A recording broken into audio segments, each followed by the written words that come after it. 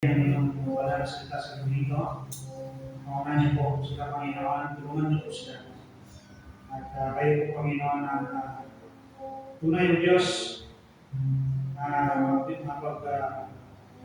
paglingkuran at pabigyan, Panginoon, tunay na pasasalamat.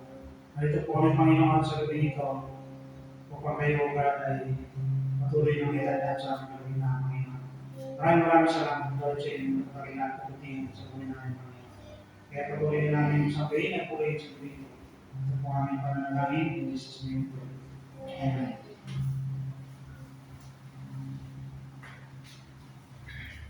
Praise the Lord.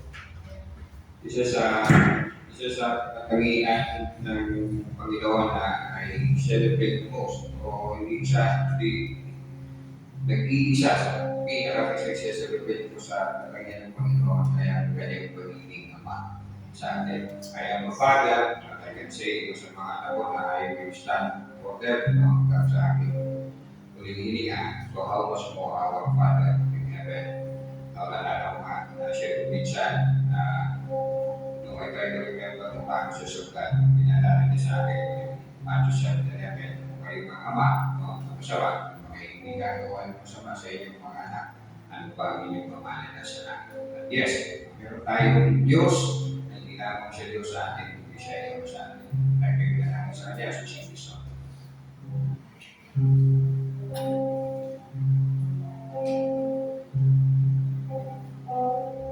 Hear our prayer. We are your children and we gather here today. We gather here to pray. Hear our song. Oh Lord, we need your mercy and we need your grace today. Hear us as we pray. Our Father, who art in heaven, hallowed be thy name. Our Father,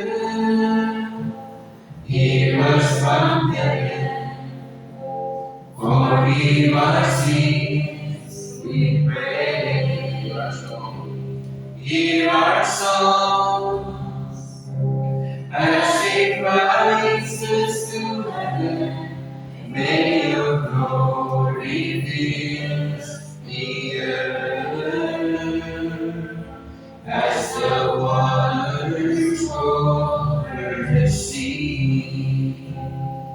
See our hearts and remove anything that is standing in the way of coming to you today. Our Father, who art in heaven, worship your name. Hallowed be thy name. Our Father, hear us from heaven, forgive our sins, we pray. Share our Father. Our Father, who art in heaven, hallowed be thy name.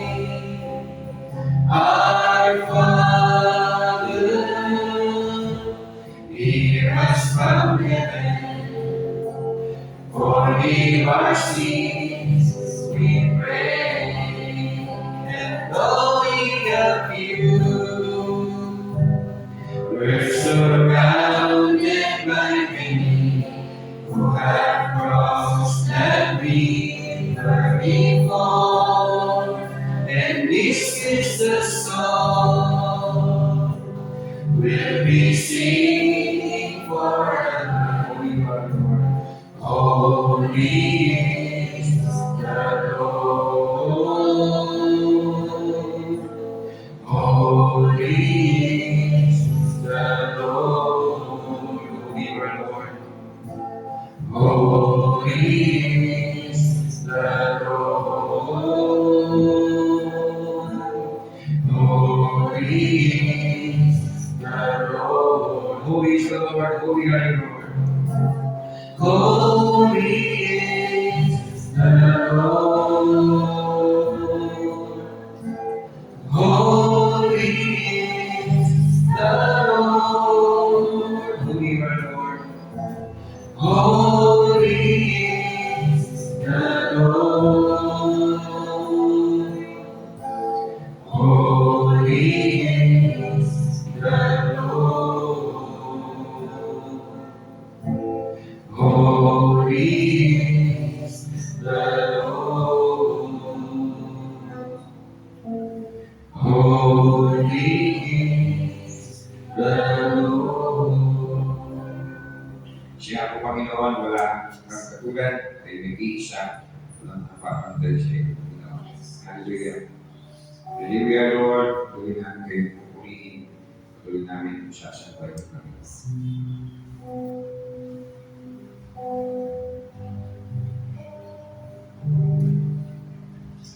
Light of the world, you step down into darkness.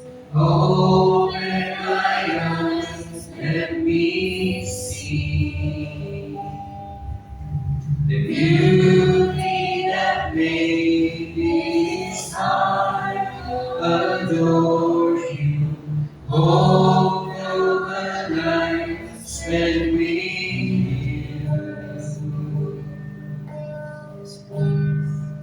Lord, here I am to worship. Here I am to bow down. Here I am to say that you're my God. You're altogether lovely, altogether worthy, altogether wonderful to me. Yes, Lord, you wonderful God. King of all days, oh so highly exalted, glorious in heaven above. Lord, how you came to the earth you created, all for our sake became poor. So we are, Lord, worshiping you, Lord. Lord, here I am to worship. Here I am to bow down. Here I am to say that you're my God. You're altogether lovely, altogether worthy, altogether wonderful to me. Here we are, Lord, worshiping you. Here I am to worship. Here I am to bow down. Here I am to say that you're my God. You're altogether lovely, altogether worthy, altogether wonderful to me. And never know. I never know how much it costs to see my sin upon that cross. I never know how much it costs to see my sin upon that cross. Lord, here I am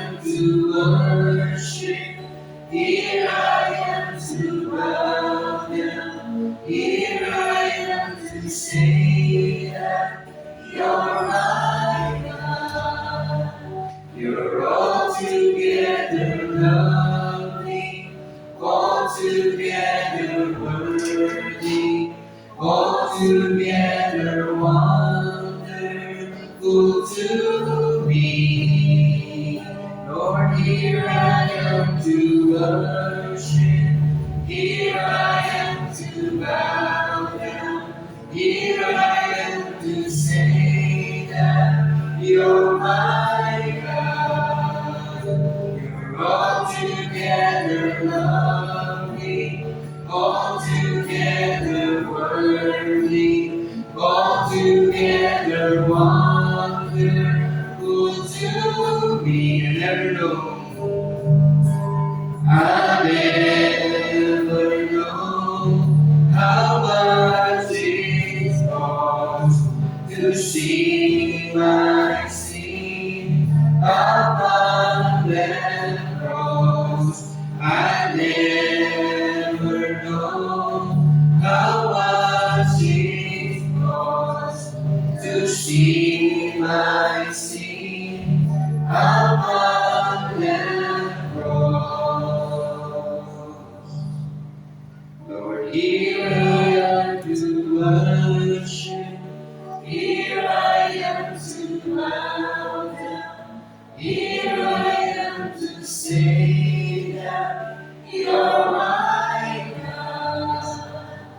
You're altogether lovely, altogether worthy, altogether wonderful to me. Lord, here I am.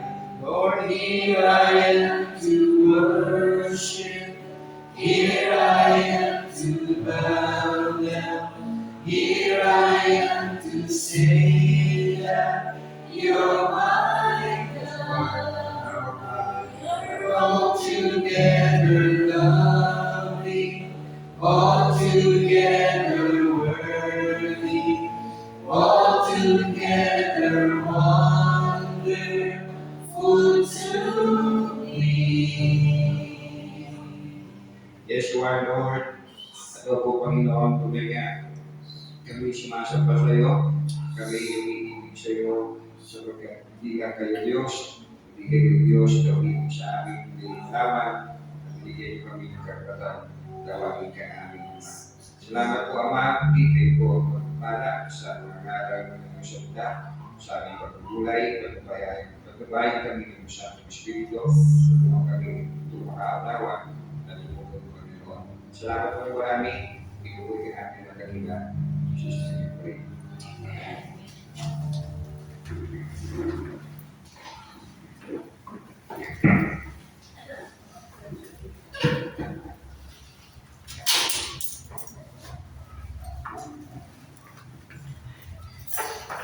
Sige po, pagkaya natin ang salita ng Panginoon sa Job chapter 1. Job o Job, kabanata 1. Kaya yung video ko ng pagkakas ng usahin ito, Job, padre ng pamilya. Chapter 1, verse 1 to 5. Chapter 1, verse 1 to 5. Tignan po natin, hindi po yung suffering niya, paano po siya tumugon, hindi paano po siya gumanap bilang ama ng kanyang pamilya. May sa mga nanay, isipin ninyo, para pala yung pasto sa mga tatay, so hindi kami makaka-update. Of course, makaka-update po tayo sapagkat pwede natin paalalahanan ng mga asawang lalaki sa kanila po ng pagkailan. Of course, paalalahanan din ng may paglalambing, paalalahanan din ng may pagmamahal. At sa mga kabataan natin dito at dalawa, tatlo, si Jacob ka if I ask ko dito malilate sa amin, of course, someday, o in the Lord, ay hindi magiging ama. At yes, of course, ito po ay malilate sa ating lahat as believers. Regardless kung ay tatay o hindi ko tatay. Sige po, chapter 1, verse 1 to 5. May isang lalaking nakatira sa lupain ng Uz na nagngangalang Job. O siya isang mabuting tao, sumasamba sa Diyos at umiiwas sa masamang gawain. Mayroon siya 7 anak na lalaki at 3 anak na babae. Marami siyang tagapaglikod at siya ang pinakamayaman sa buong silangan. 7,000 ang kanyang tupa, 3,000 ang kanyang ang kamelyo, 1,000 ang baka, at 500 ang asno. Nakaugalian ng kanyang mga anak na lalaki na hali-haliling magdapos ng handaan sa kanilang bahay. At inaaniyahan ng biga at mga kapatid nilang babae. Tuwing matatapos ang ganong handaan, ipinapatawag ni Job ang kanyang mga anak para sa isang ritual. Maagang bumabangon si Job, pinapasan, ipapag-alay sa Diyos ng handog na sinusulog para sa kanyang mga anak na ipakaliin at nilalabastakan ng mga ito o Diyos at sila'y magkasala. So, magbalat sa kanyang mga salita. Kaya tingnan mo natin si Job, bilang ama, na maaari natin kung tularan, kaya hindi ka po as a father at as Christian. Ulo ko, sa verse 1, again, may isang lalaking nakatira sa lupain ng Uz na nangangalabog, siya isang mabuting tao, sumasamba sa Diyos at umiiwas sa masamang gawain. Si Job he was religious. Job was religious. Religious bilang po sa puso, ang nila, kundi sa puso. Religious na kinalulugan ng Diyos. Remember James chapter 1. James chapter 1 verse 27. Ang relihiyon at dalisay at walang bungis sa harap ng ating Diyos at pamahay ito. Pagtulong sa mga ulila at sa mga biyuda sa kanilang kahirapan at pag-iingat sa sarili upang huwag mahawa sa kasamaan ng mundo ito. Narinig po natin, huwag mahawa sa kasamaan ng mundo ito. Kaya sa verse 1 natin, sabi, umiiwas sa bulo, umiiwas sa masamang gawain. At yes, kaya may resibo, may patunay na si Job ay religious na pinalulugan ng Diyos. Dahil mula mismo sa bibig ni Yahweh, ay binanggit ito. Hindi lang po yung sumulat ng Job, hindi mismo si Yahweh, ay binanggit ang mga salita nito. So verse 8, chapter 1 pa rin. Dinulit din po ito sa chapter 2, dinulit ng Panginoon. Verse 8 ng chapter 1, napansin mo ba ang lingkod kong si Job? Tanong ni Yahweh, wala siyang katulad sa daigdig. Mabuti siyang tao, sumasamba sa akin, at umiiwas sa masamang gawain. Tugtong pa ni Yahweh. Sumasamba sa akin. Sa ating panahon, we worship na Sunday, so sumasamba sa akin, so holy tuwing Sunday, at umiiwas sa masamang gawain, still holy the rest of the week. Hindi holy kapag Sunday, then limaw the rest of the week. Sa Ezekiel chapter 14, Ezekiel chapter 14, verse 14, ito mababasa po natin. Ezekiel chapter 14, verse 14, kung magkataong naroon sina Noe, Daniel, at Job, sila lamang magiligtas dahil sa matuwid nilang pamumuhay.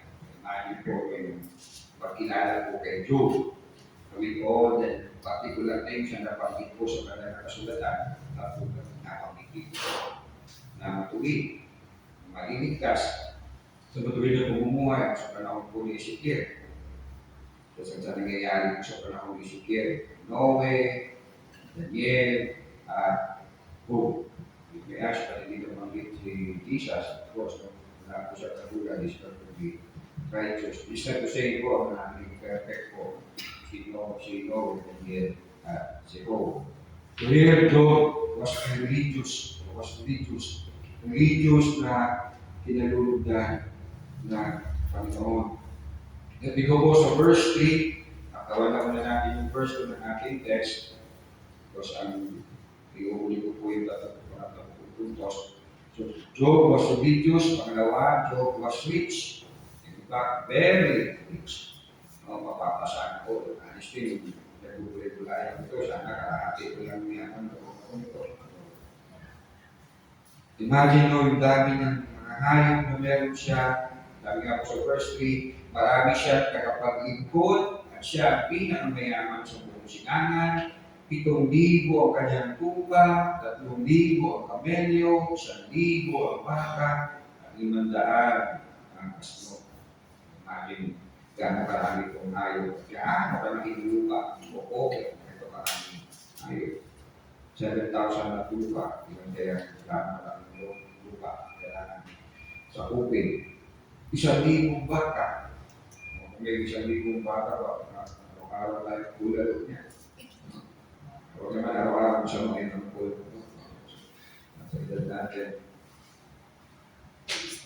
At eventually nga, hindi mo hukul kayo ni Lord kung lahat. 1,000 baka niya, 2,000, 3,000 kamelyo niya, 6,000, 7,000 tupa, 14, lahat dinoble na maliban lang sa kanyang asawa. At yes, hinakita natin kay Job na pwedeng maging religious, pwedeng maging mga Diyos na mayaman. Hindi pagkayaman, nakakaibot sa Panginoon, o nalalayo sa palataya. Hindi pwede, of course, hindi yan. Pero here si Job, he was so rich, pero hindi po siya nakakaibot sa Panginoon. Paano po nagawa ito ni Job, no, na siya ay kahit napakayaman, hindi nalilimutan ng Diyos. Meron na mawala lahat ng bagay sa kanya. Sabi niya, iba't akong sinailang, iba't sa tungkulan ng aking nanay, iba't akong aalis sa buhay na ito, sa mundo ito, sa mundo ito. Si Yahweh ang nagbigay. Si Yahweh ang makawi, si Yahweh. So, si Job, kaya nalayo siya sa pag-ibig sa salapi, kasi hindi kilala niya. Pati ako sa buhay ito wala. Lahat ng meron ako ay tulad sa Diyos. So kaya naman, ang lahat ng meron siya ay ginamit niya sa kapulihan ng Panginoon. Diba, kahit si Satan ay kinilala no, na ang yaman na meron siya ay buhat sa Diyos. Piliin ko yung chapter 1, verse 9. Chapter 1, verse 9. Magtutuloy ito ni Satan, no, sa kay Yahweh. Sabihin niya, napansin ko ba ang pagkukusi ko? Nasa katulad. Verse 9, chapter 1, sumagot si Satanas, sasambahin pa kaya kayo ni Job kung wala na siyang nakukuha mula sa inyo? Inaalagaan niyo siya, ang kanyang pamilya, at lahat ng kariyarihan niya.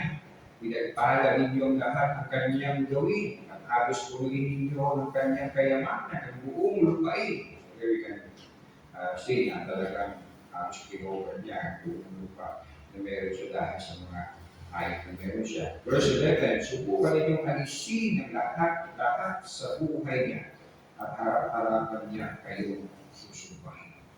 So here, may pagkakalis po si Satan ng lahat ng meron siya galing sa Diyos. Para po isip kung paano hindi nasasambahin niya, ibigay mo pa naman lahat ng meron siya. Lahat ng meron siya ay buhat sa iyo. No? How about us? No? Kung wala, meron tayo. Kung meron ako, mawala pa, will I worship? Magpapatuloy kaya ako sa Panginoon. No, here, hindi nagsisinungaling si Satan. No? But of course, no, kahit kailan po ay hindi naging mabuti si Satan. Kasi siya namin, kahit po yung sinasabi niya, kanyang laging intensyon, of course, ay masama. Alala niyo yung movie Leo Satan, no? Yung pinayagan palabas sa Pilipinas.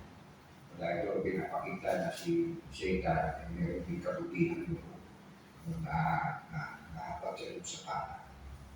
At hindi pinayagan ng FDRCB kasi nga pinakikita ko sa movie na yun kasi Satan ay mayroon good side sa puso niya.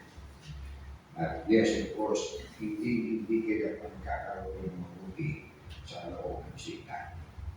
Remember, yung gusto niya si Jesus, ang ginamit din niya ang salita, pero, of course, pag-ibig intention. Masamang intention. Remember, sabi ng Panginoon sa mga huling araw, no? Dahil ang nanakaw, magiging marami, namimigay ng cellphone. Kaya hindi po yung sabihin ko ay mabuti papakita ng mabuti ay sa Diyos. Remember, sabi niya sa Ephesians chapter 11, pangalawang Korinto 11, verse 14 to 15, naman ang konteksto ko ito ay tungkol sa mga ipapangkat ng mga apostol. Sa Ephesians 11, 14 to 15, hindi ito katarapaka sapagkat si Satanas man ay nagpupunwaring anghel ng liwanag.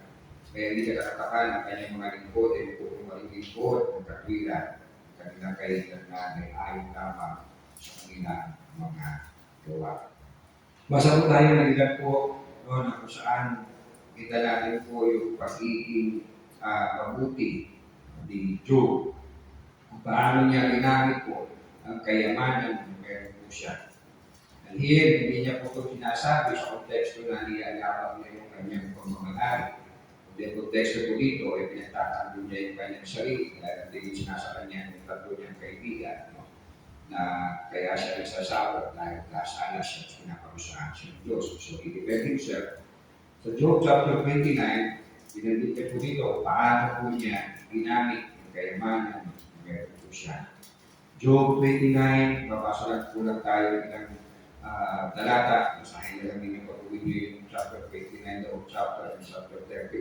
Yung music kung gaano po pamatuloy at kung paano po ginamit po ni Job ang yaman na meron siya. Verse 12 to 17, sapagkat tinutulungan ko ang mga duha sa kanilang pangangailangan. Dinamayan ko ang mga ulilang wala nang mapuntahan. Pinupuri ako ng mga dumaranas ng kasawian. Matulungan mga byuda sa buhay nag-aawitan. So talagang mga dukha, mga byuda, mga naghihirap, matulungan niya. At ang lagi kong kalingkain, katarungan at katuwiran ay siyang pailalim. Para sa mga budag, ako'y nagsisilbing mata. At sa mga pilay, ako ang kanilang paa. Nagsisilbi ako ama ng mga mahihirap. Kahit di ko kilala ay aking nililingap. Ang lakas ng masama, aking sinisira. Ang kanilang mga bihag, sinisikat ko mapalaya. So imagine kung paano ginamit ko ni Job. Kapangyarihan na meron siya, economic power, kung pinapakayanan niya, influensya niya, ito naman po talaga, marami kang pera, marami kang follower. Pero si Job, makita natin po yung kanyang kung gagdalisaya yung kanyang kalooban. Na i-use his money dito, hindi para mag-abuso ng tao o i-control sa kanyang sarili niya pangalan. So, the rest. Chapter 31, verse 18, and following, di ako nagkain ng tulong kailanman sa mga byuda at nangangailangan. Di ko pinabayaan ang mga buligan. Kapag ako'y kumakain din sila. Imagine si Job, napakayaman, pero ang kanyang mga people around him o ay mga dukha, mga may. Di ko pinabayaan mga ulila kapag ako'y kumakain din sila. Sa buong buhay ko, sila'y aking tinutulungan. Inalagaan mula sa aking kabataan. Ang makita kong walang damit, verse 19, pagkat walang mabili, binibigyan ko ng makapal na damit. Kaya pasasalamat bigay walang pati. Kung ang mga ulila'y aking inaping, pagkat alam kong sa hukuman ako ang magbawakit, mabuti pa ang mga bisip ko ay balikin at sa aking balikat ito ay tanggalin. Hindi po yung kanyang pagiging matuwid. Mayaman ako, very powerful ako. Kung pinamit ko yung kapangyarihan ko, yung yaman ko, no, para i-twist ang judge, no, para maglamang ng kapwa, mabuti pa ang mga bisip ko ay balikin at ang aking at sa aking balikat ito ay tanggalin. Sapagkat sa parusa ng Diyos ako'y natatakot. Hindi ko kaya gawin yung kayong gawain ng Diyos ko. Kaya niyang gawin at very powerful siya, napakayaman siya, pero hindi niya ginagawa dahil sa takot niya sa Diyos. Verse 24, kung ako ay umasa sa aking kayamanan at ito dalisay ang pinananaligan, kung dahil sa tinatangkilik ako ay nagyabang o nagpalalo dahil sa aking kayamanan, kung ang araw at buwan ay aking sinumba, kung ako'y nagtangay kahit na lihim lamang o nagpugay, kaya sa sarili kong kamay, ako nga'y nagkasala, dapat ako na. Pagkat tinatuloy ko ang Diyos ng makapangyarihan. Pinili ko yung kapabaan niya. Mayaman ko pero hindi sumagi sa isip ko may pag-ibang. Kasi lahat yan ay kanin sa Diyos. Buhat sa Diyos. Ang Diyos ang nagbigay, ang Diyos ang pamawi. And then, tayo sa verse 35. May gonsalang nakikinig sa mga sinasabi ko. Isinusumpa ko lahat, ito'y pawang totoo. Sagutin sana ako ng Diyos ang makapangyarihan ko. Isusulat na kaaway ang kanyang mga panatan. Ito'y aking iluwintas, isusulat na parang corona. So ito yung text na bakit sinasabi ng mabuti ng pagkinawa. Kung may nakakarinig sinasabi ko, hindi ito totoo. Tutuwid, katayang lahi, katayang buhok. Sasabihin ko sa Diyos ang lahat ng aking ginawa sa paglapit sa Kanya'y wala akong dapat ikahiya.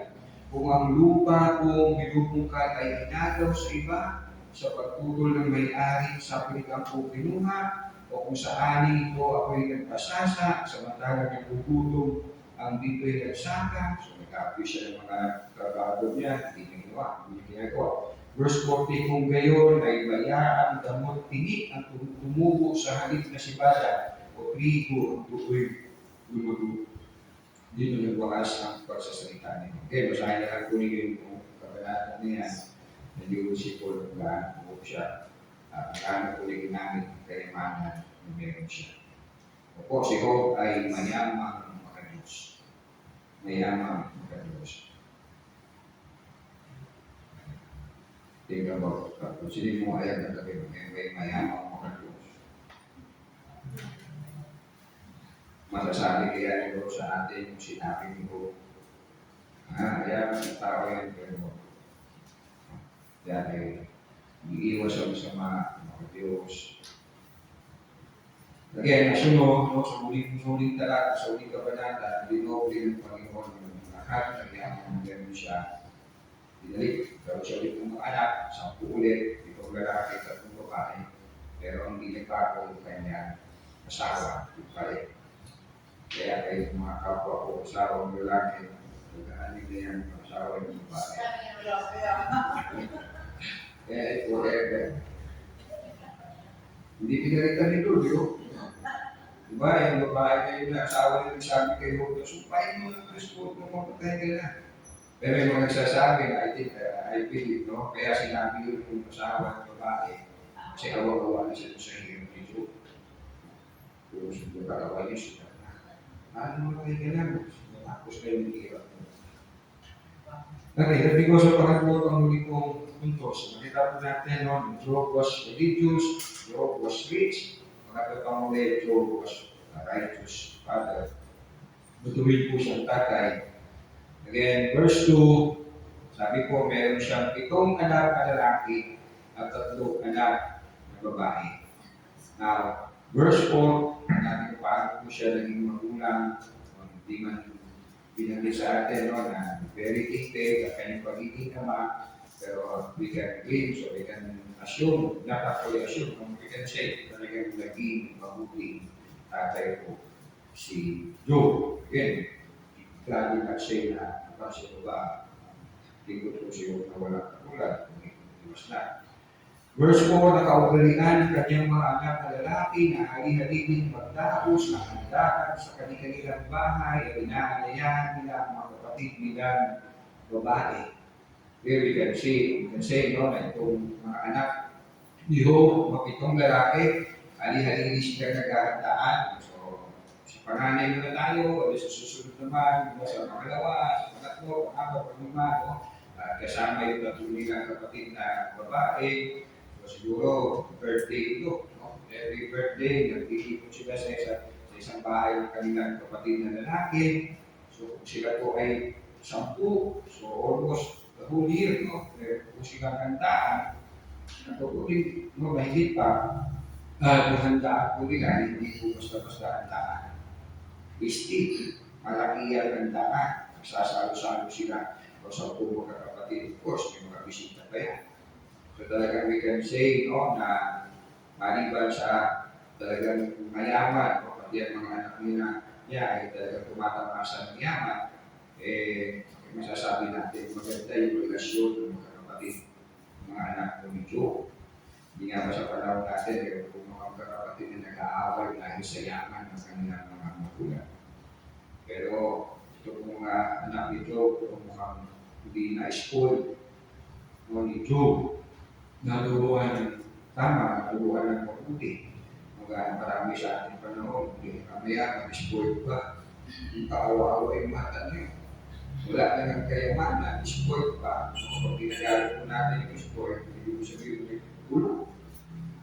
Gulo. So, makikita natin po no, na ito pong mga anak niyo no, ay very close to one another. Talagang sabihin na natin, no, they are family together, kanila. And again, imagine po yung handaan na meron po sila. Malaking handaan na meron po sila. Digit silang mayamang pamilya, pero it shows na hindi po sila palalo. At it shows na sila pa po ay hindi sunod sa layaw. Sabi nga ni Andy Paul, nakisalayaw, dito. So, nilagay ko dito actually yung lyrics. O kaya ng kanyang anak. Sobra sa bigat, hindi na mabuhat, sobra sa tamad, laging ubat, hindi na niya mapigilan ng kanyang mga bisyo, kaya kung pagsak niya ay kalaboso, kilala sa bayan, asal ay kahaman, malakas sa inuman, istorbo sa daan, meron pa kayang meron pa kayang pag-asang magbago, taong lumaki sa layaw. Nangyari yung chorus, sa layaw, Jericho. Pero itong mga anak ni Job, hindi po sila gano'n. At yes, we can say no, na sa dahilan na sila naging mabubuting mga anak dahil nakita nila sa halimbawa ng kanilang tatay. Sa gawa at sa gawa. Okay, basahin na ninyo yung chapter 29, chapter 31. Bagamat yes, we can also say no, na hindi pumatik. Kapag mabuti ang tatay, ay mabuti ang mga anak. Totoo po yun sa mga patuloy ng kingdom o tali marahil sa kalaman. Totoo po yun dahil ano ang tulong, siya ang bunga. Pero po sa pagmamagulang, hindi po automatic. Halimbawa po ay si Samuel. The 1 Samuel chapter 8, 1 Samuel chapter 8, let me read verse 1 hanggang verse 3. Sorry, verse 5. Chapter 8 at unang Samuel 1 to 5. Nang matanda na si Samuel, ginawa niya mga hukong ng Israel at kanyang mga anak na lalaki. Ang pangalay niya ay si Joel at ang pangalawa ay si Abias. Sila ay nagsilbing hukom sa Beersheba. Ngunit hindi sila sumunod sa halimbawa ng kanilang ama. Ang tatay si Samuel. Naging gahaman sila sa salapi. Tumatanggap at tumanggap ng suho at hindi pinapaira ang katarungan sa Day of Judges na pinakilala sa suho. Dahil dito ang pinuno ng Israel ay sama-samang nagsadya kay Samuel sa Rama at kanilang sinabi, matanda na po kayo, ang mga anak ng malinoy hindi sumunod sa inyong mga yapak. Kaya ipili niyo kami ng isang aling namumulo o mamumulo sa amin tulad ng ibang mga bansa. At pag nais nila ng hari o ay rebellion against God, at si Samuel at pinilagay ng Panginoon. Pero here, we can see, sinasabi ng mga kababayan niya, you're good, namin masabi naman sa iyo, namuno ka ng ayos, pero hindi ko pwede yung mga anak mo saksi. Dahil hindi sila tutulad sa iyo.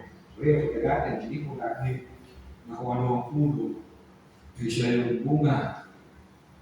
Remember no, si Joseph at Mary, siya natin pinag-aralan, yung Jesus family. Pero yung mga anak nila sa buhay ni Joseph, hindi nakita ng sa palataya ang kanyang mga anak sa Panginoon Jesus kung nakakibigyan ko din ng kabiligan. So verse 5, ang ating text, tuwing matatapos ang ganoong handaan, ipinapatawag ni Job ang kanyang mga anak para sa isang ritual. Maagang bumabangon si Job pinalakasan upang mag-alay sa Diyos ng handog na sinusunog para sa kanyang mga anak. dahil baka lihim na nilalapastaan ng mga ito o Diyos at sila'y magkasala din. Thoroughly study kung lalakad ito, pero isa makita natin dito is very intentional, consistent. Si Job, no, nagbabayan, naalalahanan, naruruan ang kanyang mga anak na mamuhay at naglulugod sa Panginoon. Alam niya maaari ito sa gitna ng kanilang pagdiriwang, malikot sila sa Panginoon, o pagkakita natin, nakakayo ng mga marami, whatsoever, maaaring nagkasala sila kasi Job, napaka-intentional na niya pagpapantay sa mga anak niya pagtuturo. I want you to to live holy sa harapan ng Diyos. At palagay kung nagkasala kayo o kami sa inyong celebration, so let's start with the Lord with offer for sin offering. Siya yung taas po ng standard ni Job para mabuhay ng matuwid na kalugod sa harapan ng Panginoon. Of course, hindi po siya judgmental, pero very serious siya. Very watchful siya sa kung paano mabuhay sa harapan ng Diyos.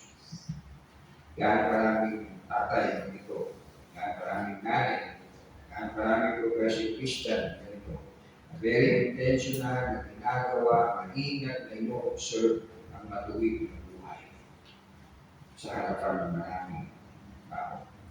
Ako po ay talagang personally nakakaroon ng yung galit pag may nakikita ako progressive Christian pero papasaway under the sun. Hindi, vulgar na makita sa maraming tao, especially with unbelievers. Na we are called to be sort of that. How come na we can be very intentional, very careless na pamuhay, na alam natin hindi kalukulan ng Panginoon, tapos sa harapan ng tao ng mga hindi mananampalataya kasi mga kaibigan natin hindi Christian, mga natin. Pero look at Job, very intentional siya. No? Remember, no? Tinalugtod siya ng Diyos. Hindi sinabi ng Diyos sa kanya, Job, napaka-okay mo siya pag buhay ka ba natin, no? Pinila pa ka sa resita, talo ba ito? Wala ka ba ito? Hindi sinabi kita mo ba ito? Okay, mas mabait pa kay Jesus. Hindi namin ito.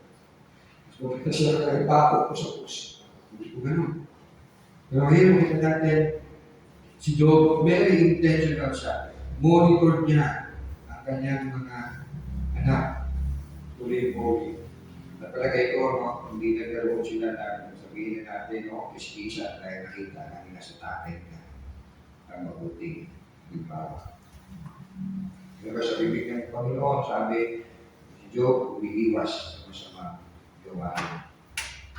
Sa panahon natin, nasa libro na lang yung mga matutularan. Nasa Bible na lang, nasa mga libro na lang, yung mga matutularan, mabuti ng mga kabataan. And here we are, Christians, let's be reminded kung meron sila. Kung meron makikita, dapat tularan ng mga tao, e tayo po mga mananampalataya. Amen. Na tayo ako ay mga mananampalataya. At the end, let's be reminded, yes, laligtas tayo, hindi dahil sa mabuting gawa natin, kundi naligtas tayo para maging tagagawa na mabuti. Ito ang gawain natin, hindi lamang po sa harapan ng kapwa natin mga mananampalataya. Hindi sa harapan ng hindi mga mananampalataya, yes, nabigit sa harapan ng ating mga anak. Let me end with Ephesians chapter 2, verse 8 to 10. Ephesians chapter 2, verse 8 to 10. Sapagkat dahil sa kagandahang loob ng Diyos, kayo ay naligtas sa pamamagitan ng pananampalataya, at ito'y kaloob ng Diyos at hindi mula sa iyong sarili. Hindi pagbunga ng inyong mga gawa, pero wala may pagmamalaki ang sinuman. So, kung tayo ngayon ay gawa ng Diyos, at sa pag-ibalisan natin kay Kristo Jesus, inikanya tayo para sa mabuting gawa na inanda ninyo kung pa man pang gawin. At ikinangin. Panginoon muli, maraming pong salamat. Salamat po sa iyong salita. Kaya salita ng Panginoon, hindi lang sa amin nagdulot ng kaligtasan, hindi nagdudulot sa amin, Panginoon, ang pagsasanay sa mabuting gawain, Panginoon. Thank you po, O Diyos. Thank you po, Panginoon. Again, Lord, we can imagine kung paano kami magbuhay sa mundo ito kung wala ang iyong salita, Panginoon.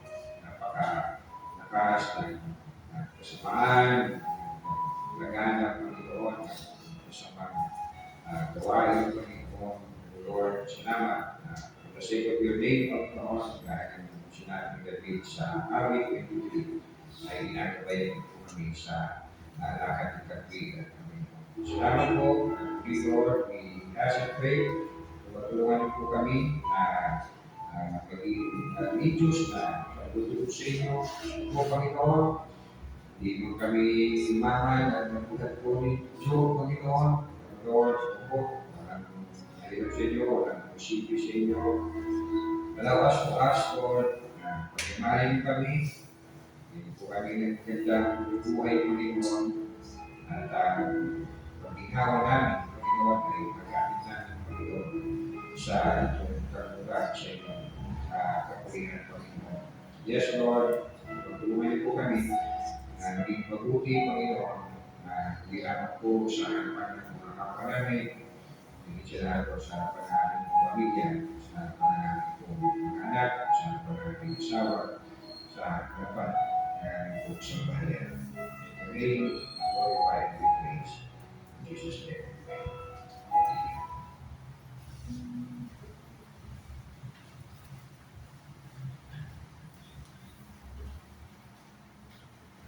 Praise God, sasama po sa bansa ng Panginoon sa dito. Tayo po ay sumako sa ating pong pagbibigay ng ating mga offering.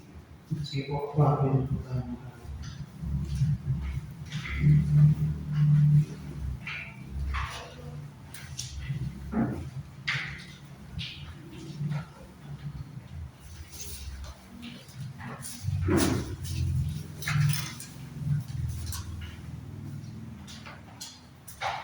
Tayo po tayo, Lord, maraming salamat po naman sa mga kaloob nito, Panginoon ng Diyos, sa mga patuloy mo gamitin para sa iyong gawain, Panginoon. Salamat po sa bawat isa sa dito. Purihin ang Panginoon Jesus' name.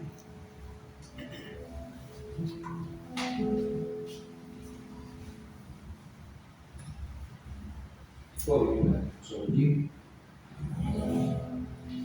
Praise God from all blessings flow. Praise Him, all creatures here below.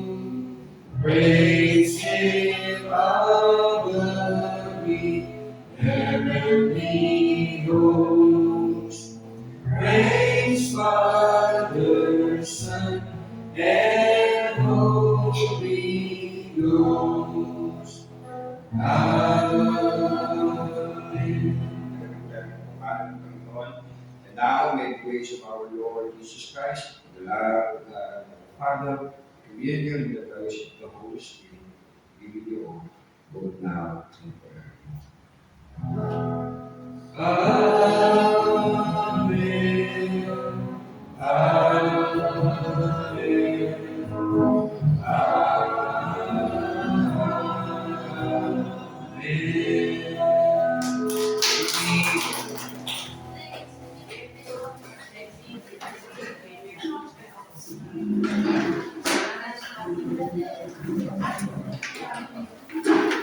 Amen.